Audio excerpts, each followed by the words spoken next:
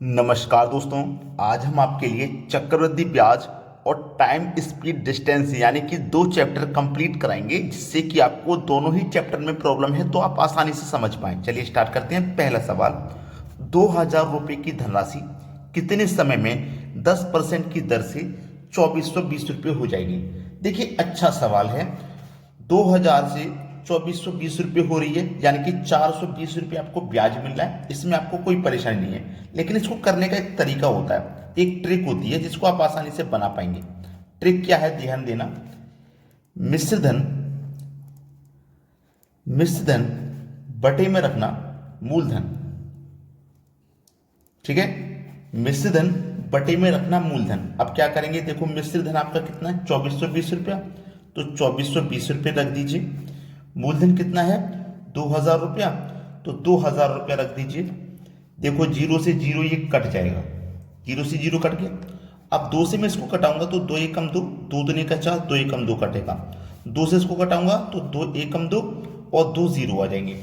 तो ये क्या हो गया, 121 के बटे में 100। यही तो हो गया, 121 के बटे में ये 100 हो गया। अगर मैं इन दोनों का स्क्वायर रूट कर देता हूं तो ध्यान देना, 121 का स्क्वायर रूट कितना आएगा, 121 का स्क्वायर रूट आ जाएगा आपका 11, और 100 का स्क्वायर रूट कितना आ जाएगा आपका 10 आ जाएगा। कंप्लीट है ना। इसका मतलब देखो क्या हुआ, मैंने इनका स्क्वायर रूट किया है। इनका स्क्वायर रूट का मतलब है, अगर मैं फिर से इनका स्क्वायर करूंगा ना, 11 का स्क्वायर करूंगा तो 121 आएगा, 10 का स्क्वायर करूंगा 100 आएगा। यानी कि पावर 2 आई है ना, पावर 2। जब पावर 2 आई है तो इसका मतलब ये हुआ कि ये जो प्रश्न है ना, इसमें समय 2 वर्ष है। ठीक है, समय कितना होगा, 2 वर्ष का। अगर हमें स्क्वायर रूट की जगह क्यूब रूट करना पड़ता तो समय है 3 वर्ष का। समझ में आ गई ना बात। चलिए अब देखते हैं अगला सवाल। अगला प्रश्न है, 8000 रुपये की राशि कितने प्रति वर्ष चक्रवृद्धि ब्याज की दर से 2 वर्ष में 8820 रुपये हो जाएगी। ठीक है, अब इसमें बार बार फॉर्मूला लिखने की जरूरत नहीं है। ऊपर लिखना है आपको मिश्र धन जो कि 8820 है, नीचे लिखना है मूलधन जो कि 8000। चलिए कटाएंगे ना, तो देखो जीरो से जीरो कट जाएगा, दो से कटाओ, दो चौकू 8, दो चौकू 8, दो एकम दो। इसे भी दो से कटाइए, दो चौकू 8 और दो जीरो। ठीक है, अब देखो ये है 441 और ये है आपका 400। अब ये जो 441 है, अगर मैं यहाँ पे स्क्वायर रूट करूंगा, ध्यान देना, तो 441 का स्क्वायर रूट करेंगे तो 21 मिलेगा, 400 को करेंगे तो 20 मिलेगा। अगर मैं 21 का स्क्वायर करूंगा तो वही 441, 20 का स्क्वायर करूंगा तो वही 400। यानी कि ये जो प्रश्न है कितने समय के लिए है, 2 वर्ष के लिए। पावर 2 का मतलब यहां पे भी आपका जो समय लगेगा ना, वो 2 वर्ष का लगेगा। ठीक है, 2 वर्ष का समय लगेगा, 2 वर्ष का समय लगेगा। लेकिन आपसे क्या पूछा है, 2 वर्ष में तो दिया गया, ये तो कंफर्म है। दर पूछा गया, किस दर से, हमें यहाँ पे दर निकालना है। ठीक है, तो दर निकालना है, याद रखना 10% हमको यहाँ निकालना है। तो ये मेरा कितना आया है, 21 बटे में कितना आया है, 20। ठीक है, दर निकालना है, यानी कि प्रतिशत वैल्यू निकालनी है। तो प्रतिशत वैल्यू निकालने के लिए क्या करते हो आप, 100 से गुना करते हो। 20 से 100 कट जाएगा 5 बार में, 21 का गुना 5 से करो तो ये हो जाएगा 105। अब आप अच्छे से जानते हैं कि कोई भी चीज अपने आप में 100% होती है, और वो 100 से बढ़ के हो गई 105%। तो देखो 100 से 105 हो गई तो दर उस पर क्या लगेगी, 5% लगेगी। तो 5% आपका सही जवाब हो गया। समझ में आ गया ना। अब देखते हैं अगला सवाल। अगला प्रश्न है, 3000 रुपये की राशि कितने प्रतिशत चक्रवृद्धि ब्याज दर से 3 वर्ष में 3393 रुपये हो जाएगी। देखो मैंने क्या बताया, पहले लिखो मिश्र धन जो कि 3993 है, बटे में लिखना है मूलधन जो कि 3000 है। ठीक है, चलो इसे कटा लेते हैं। पहले ये कटेगा 3 एकम 3, 3 तिया 9, 3 तिया 9, 3 एकम 3। इसे भी 3 से कटाएंगे, 3 एकम 3 और 3 जीरो है बाद में, ये आ गया। अब देखो 1331 है, ये 1000 है। अगर आपको ध्यान होगा तो आपको अच्छे से पता है कि 1331 का अगर आप क्यूब रूट करेंगे तो 11 होता है, और 1000 का क्यूब रूट करेंगे तो वो 10 होता है। मतलब कहने का ये है, अगर मैं इन संख्याओं का स्क्वायर करूंगा तो 11 का स्क्वायर करेंगे वही 1331 आ जाएगा। सॉरी, 11 का स्क्वायर नहीं, क्यूब, क्योंकि हमने यहाँ पे क्यूब रूट किया था ना, क्यूब रूट किया था। तो 11 का क्यूब करेंगे तो वही 1331 आ जाएगा, और 10 का क्यूब करेंगे तो भाई ये 13 का क्यूब करोगे तो 1000 होता है, 10 का क्यूब 1000 होता है। तो यहाँ पे देखो समय आया 3 वर्ष, तो ये प्रश्न 3 वर्ष के लिए है, लेकिन हमें तो दर बतानी है। तो मैं दर बता चुका हूं, आप कैसे निकालोगे 10% को कैसे निकालोगे। देखो ध्यान देना, यहां पे हमारे पास वैल्यू है 11 के बटे में 10। प्रतिशत में कन्वर्ट करने के लिए आप 100 से गुना करते हो, तो 10 से 100 कट जाएगा 10 बार में, 11 का गुना 10 से करो तो ये हो जाएगा 110। अब आप अच्छे से जानते हैं कि कोई भी वैल्यू अपने आप में 100% होती है, और 100% से बढ़ के 110 हो गई, तो 100 से 110 हो गई तो कितनी बड़ी 10, यानी कि जो रेट है ना वो 10% का है। ये है आपका बिल्कुल सही जवाब। क्लियर हुआ ना। तो चक्रवृद्धि ब्याज के अगर इन प्रश्नों में कोई भी समस्या आपको थी तो वो आज आसानी से क्लियर हो गई। अब देखते हैं अगला सवाल। अगला प्रश्न है, अब ये प्रश्न टाइम, स्पीड और डिस्टेंस का है। मैंने आपसे पहले ही बोला था कि चक्रवृद्धि ब्याज और टाइम, स्पीड, डिस्टेंस के क्वेश्चन कराऊंगा। तो प्रश्न क्या कह रहा है, देखिए, एक कार द्वारा 124 किलोमीटर की दूरी तय करने में 4 घंटे का समय लगता है। यदि उसकी चाल को 9 किलोमीटर प्रति घंटा बढ़ा दें तो 625 किलोमीटर की दूरी को तय करने में कितना समय लगेगा। देखिएगा, यह हमारे पास दूरी भी है, समय भी है, लेकिन चाल नहीं है, तो चाल निकाल लो। चाल बराबर दूरी बट्टे समय फॉर्मूला होता है, दूरी बट्टे समय। दूरी है हमारे पास 124 की, समय है हमारे पास 4 घंटे का, 4 से कटा दो, 4 3 12, 4 एकम 4, 31 किलोमीटर प्रति घंटा हमारे पास चाल निकल के आ गई। अब इस चाल को कह रहा है कि 9 किलोमीटर प्रति घंटा बढ़ा दें। इसमें हम 9 किलोमीटर प्रति घंटा बढ़ा देंगे, 31 में 9 जोड़ेंगे, ये हो जाएगी 40 किलोमीटर प्रति घंटा, ये हमारी चाल हो जाएगी। उसने पूछा कितना समय लगेगा, समय बताना है। समय बराबर होता है दूरी बट्टे चाल, दूरी बट्टे चाल। तो दूरी कितनी है 625 किलोमीटर की, तो 625 लिखेंगे।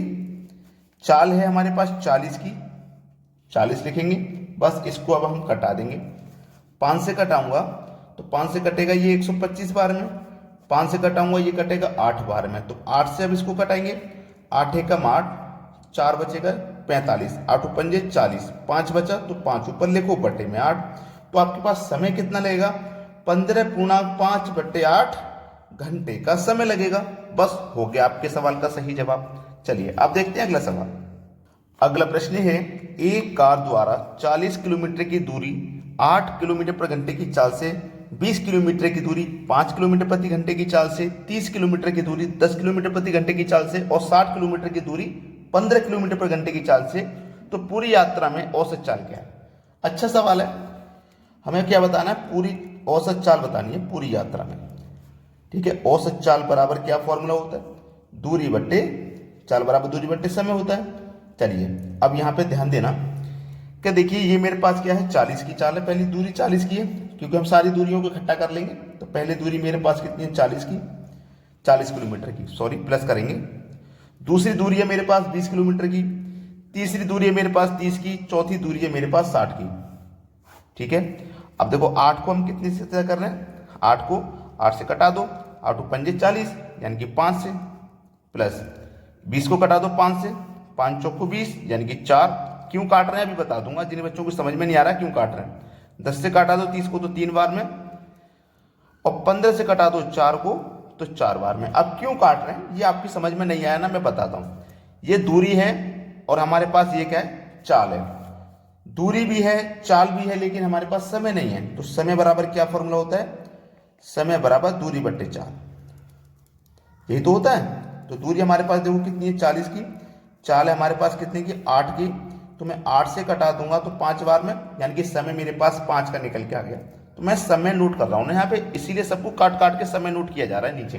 ठीक है, चलिए 40 20 60, 60 और 30 90, 90 और 60 150 हुआ, 150।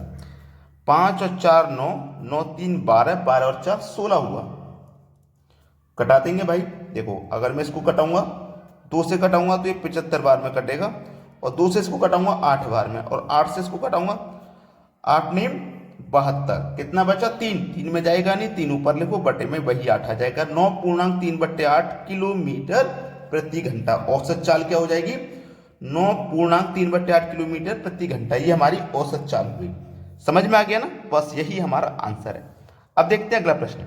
अगला प्रश्न है, एक कार 1600 मीटर लंबी रेलगाड़ी 72 किलोमीटर पर घंटे की चाल से किसी खंभे को कितने समय में पार करेगी। आपसे पूछा जा रहा है समय, लेकिन एक बात है कि यहाँ पे जो दूरी है वो मीटर में है और चाल किलोमीटर में, तो आपको यूनिट को चेंज करना पड़ेगा, यानी कि चाल को आप किलोमीटर से मीटर में बना लो।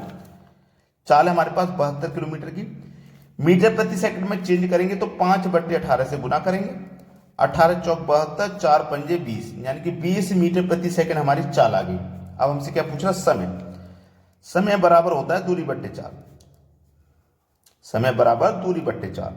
अब दूरी कितनी है, 1600 मीटर की, ठीक है, दूरी हमारे पास 1600 है, तो मैं 1600 लिख लूंगा। चाल मेरे पास 20 की, तो 20 लिख लूंगा, 0 से 0 कटा दूंगा, 2 8 16 और 1 ये 0, सवाल खत्म हो गया।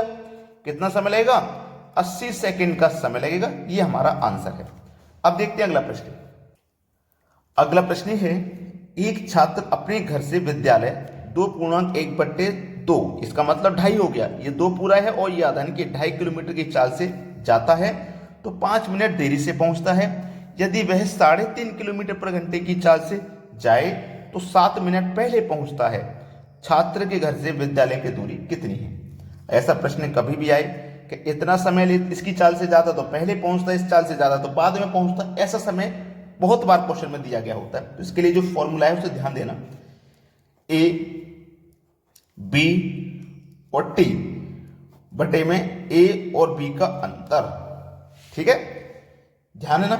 ए आपकी पहले वाली चाल, बी आपकी दूसरी चाल, तो ए मेरी पहले वाली चाल कितनी है, 2.5 यानी कि 2.5, दूसरी चाल है बी मतलब दूसरी चाल यानी कि 3.5, ठीक है, 3.5 ये हो गया।